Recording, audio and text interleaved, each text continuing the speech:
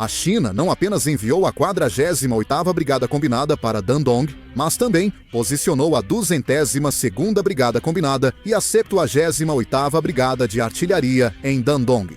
Os 79, o Exército de Grupo, em Liaoning, iniciou preparativos para a guerra, com 12 brigadas prontas para intervir na Coreia do Norte.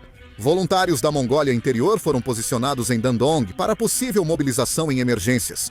Um momento crítico se aproximava. Na manhã de 4 de agosto de 2026, os motores dos tanques do governo do norte estremeciam os campos silenciosos.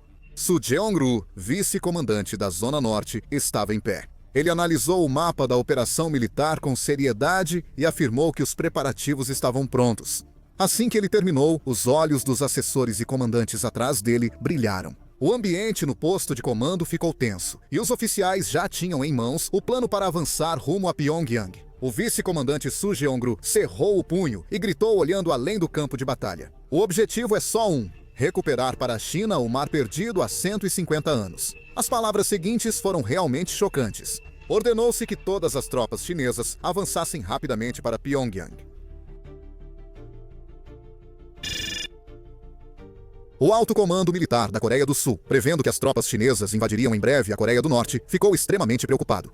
Afinal, eles estavam prestes a enfrentar uma guerra não mais contra o exército norte-coreano, mas sim contra o exército chinês. Desde 2015, as Forças Armadas da Coreia do Sul passaram a considerar internamente o maior perigo na Península Coreana não mais o exército norte-coreano, mas sim o Comando do Norte da China, e começaram a elaborar suas táticas e estratégias com esse foco. Desde os anos 1990, a Coreia do Sul superou muito a Coreia do Norte militarmente. Sem armas nucleares, a força convencional norte-coreana poderia ser destruída em um dia. Então, essa escolha foi natural. O exército chinês tem 5 comandos teatrais: Oeste, Central, Sul, Leste e Norte, focado na Península Coreana e Rússia. Houve uma reorganização que incluiu toda a área do Comando Militar de Shenyang e partes dos comandos de Pequim e Jinan. Não apenas todas as unidades consideradas de elite na China foram incluídas, mas também a Frota do Norte da região da Península Coreana foi incorporada, o que levou à avaliação de que a China estava fortalecendo seu poder militar com foco em possíveis conflitos militares futuros na Península Coreana. O Comando do Norte da China reunia 3 exércitos de grupo, totalizando até 200 mil soldados. Era composto pelo 78 o Exército, de Grupo 79 o Exército de Grupo e 80 o Exército de Grupo. O 80 o Exército de Grupo era mecanizado, com 3 brigadas de infantaria, uma divisão blindada, brigadas de artilharia e antiaérea, entre outras. As Forças Armadas da Coreia do Sul tinham dificuldades até contra só o Comando do Norte, sem mencionar o exército chinês. As Forças Armadas sul-coreanas começaram a se preparar para o Comando do Norte da China desde 2018, prevendo essa situação. Em 2020, com todas as informações do Comando do Norte reunidas, o Comando de Educação do Exército iniciou pesquisas sobre doutrinas de resposta ao Comando do Norte. A conclusão a que o Comando de Educação chegou foi apenas uma: a chance de o Comando do Norte intervir em uma mudança repentina na Coreia do Norte é de 99%, e a Coreia do Sul deve se preparar para a guerra total caso isso ocorra. Mas essa chance de 99% virava realidade. A China já vinha pensando em boas maneiras de expandir sua influência sobre a Coreia do Norte. A China via a Coreia do Norte não como aliada, mas como um estado subordinado a ser usado. Na verdade, todos os grandes países na política internacional agem assim. Mas a China pensava especialmente desse jeito sobre a Coreia do Norte. Afinal, o país nem tem muita força nacional. Imagine como deve ser frustrante para a China ver um país que depende totalmente do seu apoio, a ponto de entrar em colapso se esse apoio acabar, não obedecer às suas ordens. As instalações da Coreia do Norte preocupavam bastante. Embora a China seja membro permanente do Conselho de Segurança da Organização das Nações Unidas, a Coreia do Norte desrespeita suas resoluções, o que incomodava muito a China. Por isso, a China vinha investigando e analisando continuamente as instalações nucleares na Coreia do Norte há algum tempo. E desta vez também atualizou todas as informações sobre as instalações nucleares norte-coreanas. Acreditar que a China é vassala da Coreia do Norte pode ser sugerido pela aliança entre os dois países. A aliança entre Coreia do Norte e China não visa benefício mútuo, mas permite que a China controle a Coreia do Norte. A China busca influenciar a Coreia do Norte para tentar recuperar o Mar do Leste, perdido há mais de 150 anos. Mesmo com pouco acesso ao Mar do Leste, os benefícios estratégicos e econômicos são enormes. Assim, a China pressionou e tentou persuadir a Coreia do Norte. A China forneceu muitas armas ao exército norte-coreano no porto de Nampo como tentativa de persuasão. Claro, todas essas armas ficavam em depósitos logísticos, acumulando poeira. No entanto, depois da aliança entre a Coreia do Norte e a União Soviética, os movimentos da Coreia do Norte começaram a ficar estranhos e até mesmo hostis, então era inevitável ficar irritado. Para a China, o fato de a Coreia do Norte ter conseguido sobreviver até esse ponto foi graças a eles. Então, ao verem a Coreia do Norte se voltar contra eles, provavelmente pensaram internamente que era um país ingrato. Além disso, a situação não era favorável para a China. Eles apoiaram o golpe de Kim Hae-jung, mas como ele fracassou, as perspectivas pioraram. Era preciso reverter isso. Nesse meio tempo, o Comando de Guarda da Coreia do Norte prendeu um empresário chinês e confiscou seus bens. A China considerou que não poderia deixar isso passar de jeito nenhum e decidiu agir para reverter a situação. Ao mesmo tempo, as forças armadas estavam mais agitadas. Para monitorar o exército norte-coreano, as operações de coleta de informações na linha de cessar-fogo aumentaram até 3 vezes, e os dados eram rapidamente analisados. Claro, as forças armadas sul-coreanas ainda dependem bastante dos Estados Unidos para obter muitas informações, pois carecem de recursos próprios de reconhecimento e vigilância. Com a introdução de vários tipos de aeronaves de reconhecimento, como o radar Green Pine e o Global Hawk, a ampliação de projetos relacionados a ativos de reconhecimento e informação, como satélites, e a construção adicional de navios Aegis, a capacidade de reconhecimento melhorou muito em relação ao passado. Além disso, conseguimos identificar completamente a situação dos postos de guarda da Coreia do Norte, que se tornarão os principais campos de batalha em caso de conflito. Descobrimos que muitos desses postos estão subterrâneos e que os que estão na superfície são apenas fachadas. Também identificamos quais postos de guarda são mais vulneráveis e quantos soldados estão posicionados em cada um deles. O 7º Corpo do Exército foi enviado ao norte da linha de cessar-fogo, e a Força Aérea posicionava mais caças na zona desmilitarizada. A Marinha começou exercícios no Mar Amarelo para conter a frota chinesa. Aqui na ilha Baekneong, operações de reconhecimento também estavam sendo realizadas. E essas operações de reconhecimento na ilha Baekneong eram conduzidas pelo Comando de Operações de Drones. O Comando de Operações de Drones foi criado em 2023 como uma unidade dedicada exclusivamente a operações com drones não tripulados, sendo uma força de combate conjunta, composta por Exército, Marinha, Força Aérea e fuzileiros navais. O comando já opera mais de 100 drones de reconhecimento e agora amplia sua força com drones suicidas e furtivos. O Comando de Operações de Drones observou detalhadamente a situação na província de Hwanghae, na Coreia do Norte, usando um drone de reconhecimento. Claro, talvez por causa do mau estado do drone de reconhecimento, houve um incidente em que um deles caiu no mar. É preciso definir ciclos de descanso ao operar equipamentos. Mas, como muitos foram usados sem planejamento nas operações de reconhecimento, surgiram problemas. Enquanto isso, a Força Aérea Sul-Coreana não ficou parada. A Força Aérea estava até mesmo enviando drones de reconhecimento RQ-4B Global Hawk para coletar informações nas proximidades das águas territoriais da Coreia do Norte. O que torna o drone de reconhecimento RQ-4B Global Hawk assustador é que ele pode permanecer no ar por 36 horas seguidas, realizando vigilância. Além disso, ao ser conectado com satélites, ele consegue fazer reconhecimento de uma área muito ampla com grande precisão. Afirmam que, a 20 km de altitude, ele identifica objetos de até 30 cm. Ele tem sido usado de forma muito útil para compensar as limitações dos satélites artificiais, que não conseguem fazer reconhecimento em qualquer lugar, a qualquer momento, e por isso tem dificuldade em monitorar continuamente os locais necessários nos momentos necessários. Assim, as Forças Armadas da Coreia identificaram a situação das tropas norte-coreanas e os movimentos das tropas chinesas. O general das Forças Armadas da Coreia sentia uma confiança generalizada de que poderiam vencer até mesmo se lutassem contra o exército chinês. Os Estados Unidos da América também auxiliaram na coleta de informações da Coreia.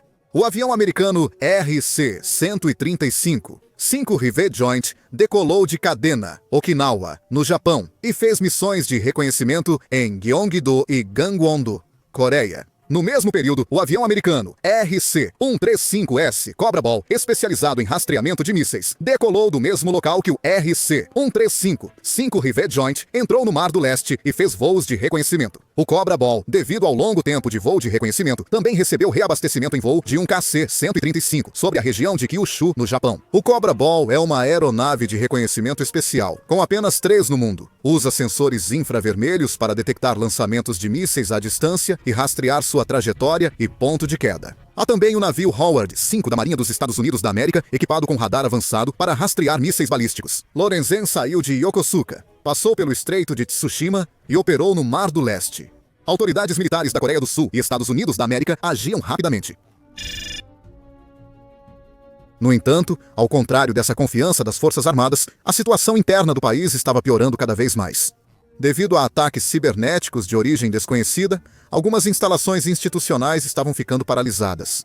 No caso do Banco Agrícola, uma grande quantidade de dados na rede de computadores da instituição foi danificada, e alguns serviços ficaram paralisados por vários dias. Além disso, ataques cibernéticos continuaram a atingir órgãos importantes do país, como o Ministério da Defesa, o Ministério das Relações Exteriores e a Corail, causando grande confusão. A Coreia do Norte sofreu ataques cibernéticos, paralisando redes de radar e comunicação. Estavam ocorrendo interferências de rádio e ataques cibernéticos em toda a Península Coreana.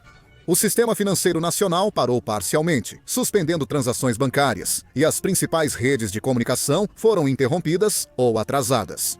Especialmente, houve grandes variações no tráfego. Com o passar do tempo, o tráfego dos principais sites coreanos chegou a aumentar até 170%. Nos principais sites de comunidades, o aumento chegou a 100%, e alguns desses sites ficaram inacessíveis. Além disso, as instituições públicas já estavam enfrentando dificuldades de acesso. A Coreia buscou rápida recuperação, mas parecia ficar para trás na guerra cibernética, enquanto o clima no país se tornava cada vez mais tenso, quase como uma guerra. Por isso, grandes países pediram que seus cidadãos saíssem da Coreia.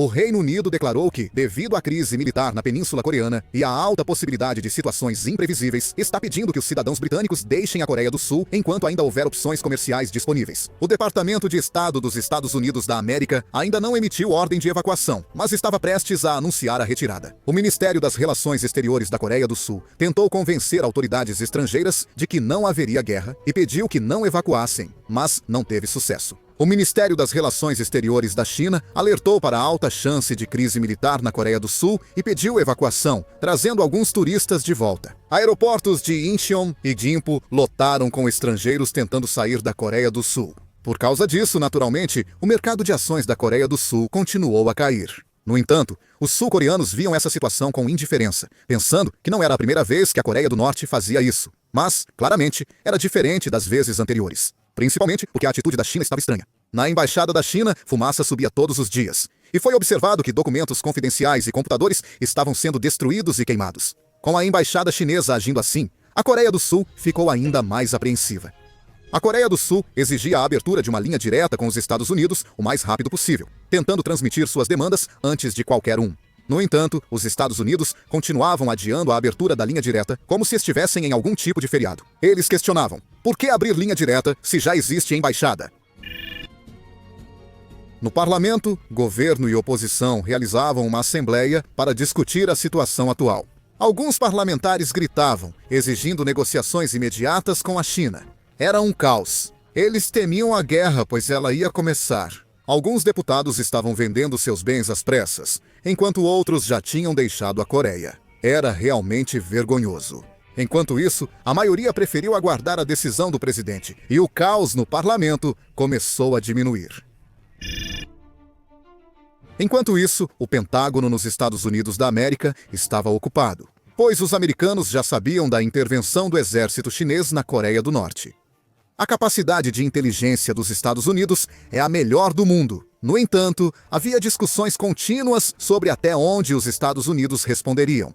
Mesmo com Donald Trump presidente dos Estados Unidos da América, havia preocupações sobre guerra direta com a China, porque a China é um país que possui armas nucleares, e entrar em uma guerra total com a China seria o caminho para a Terceira Guerra Mundial. Para os Estados Unidos, o risco era alto demais. Os Estados Unidos da América pediram à Coreia do Sul para evitar reação agressiva, mesmo com possível intervenção da China na Coreia do Norte. A China quis dizer que eles próprios tentariam conter a situação, então pediram para não avançar para o norte. Na verdade, do ponto de vista da Coreia do Sul, sem os Estados Unidos, não seria possível conduzir a guerra de forma eficaz. Então, eles aceitavam em certa medida a posição dos americanos.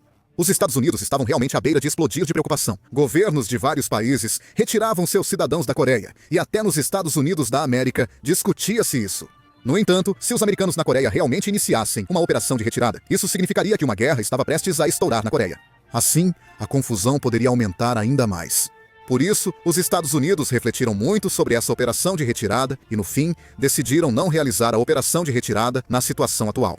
Aqui, o presidente americano, Donald Trump, faz uma proposta para a Coreia do Sul. Ele voltou a abordar o custo de defesa, que já vinha exigindo há tempos. Como a Coreia do Sul enfrentava uma grande crise de segurança, ele quis aproveitar essa situação como uma oportunidade para beneficiar os interesses nacionais dos Estados Unidos. O presidente dos Estados Unidos, Donald Trump, que veio do ramo imobiliário e é habilidoso em negociações, utilizou uma estratégia de negociação chamada efeito de ancoragem para pressionar o aumento do custo de defesa das tropas americanas na Coreia do Sul.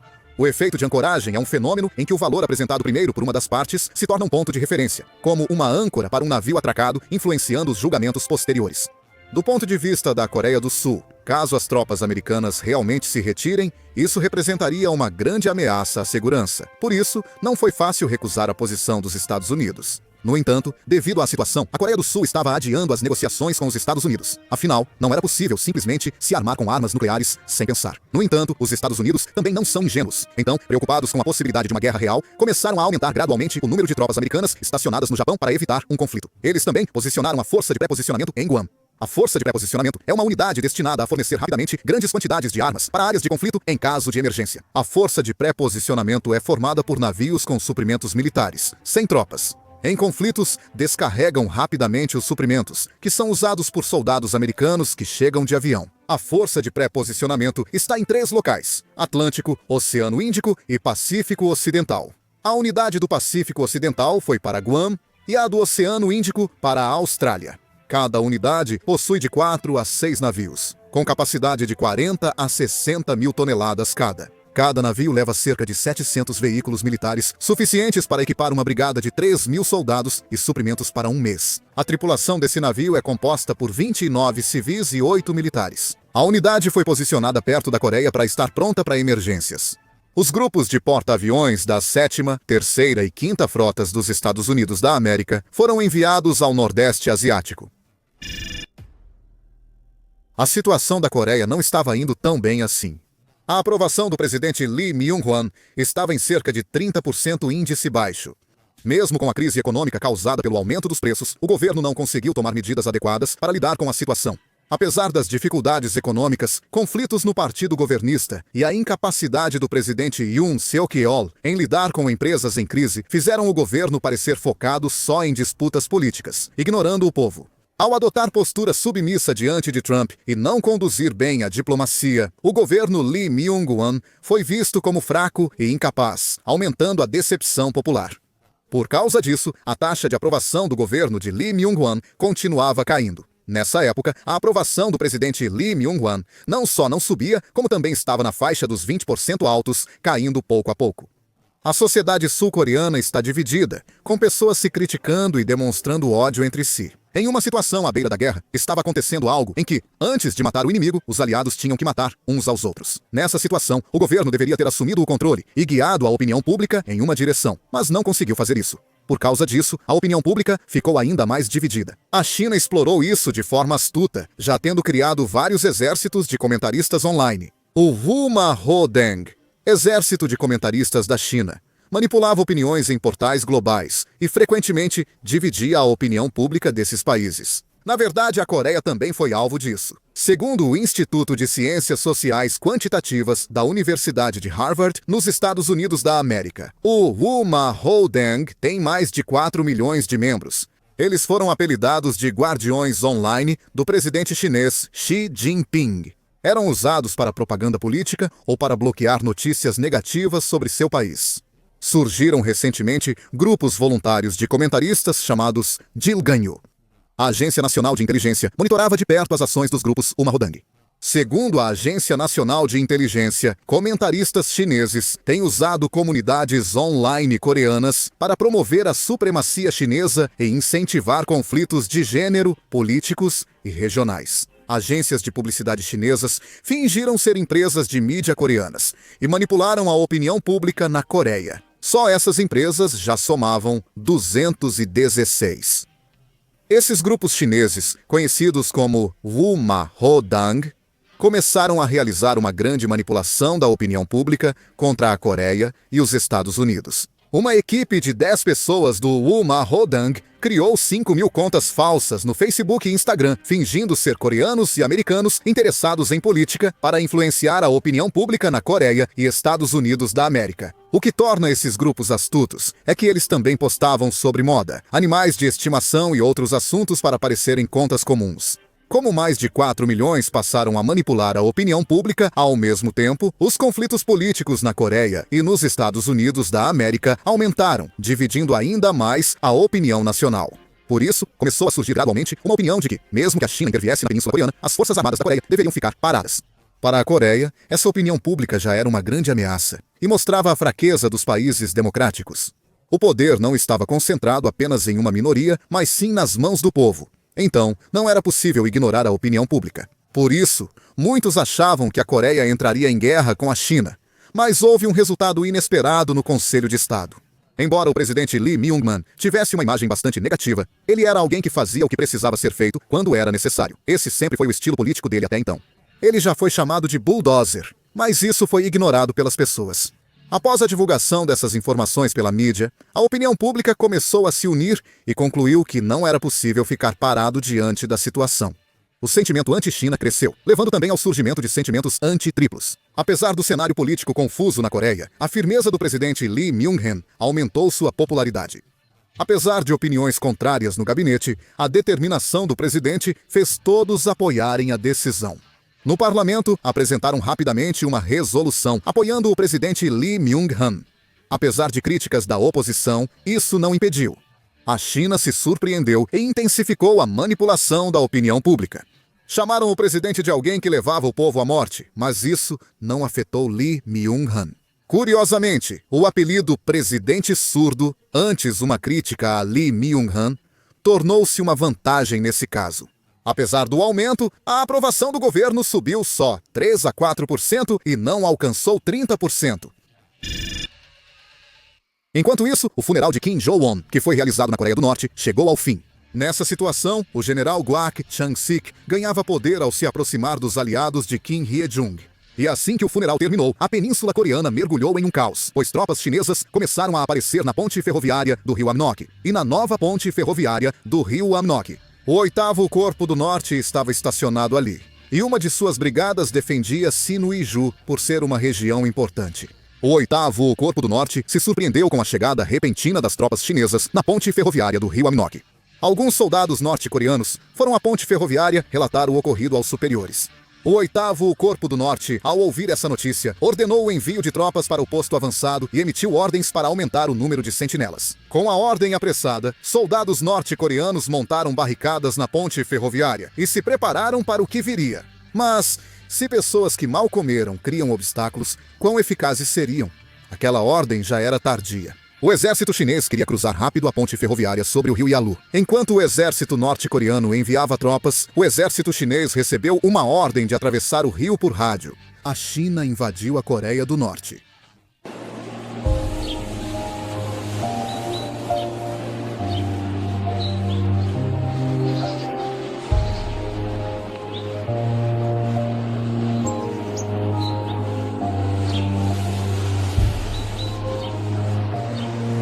Legenda em coreano por Han Hyo-jong.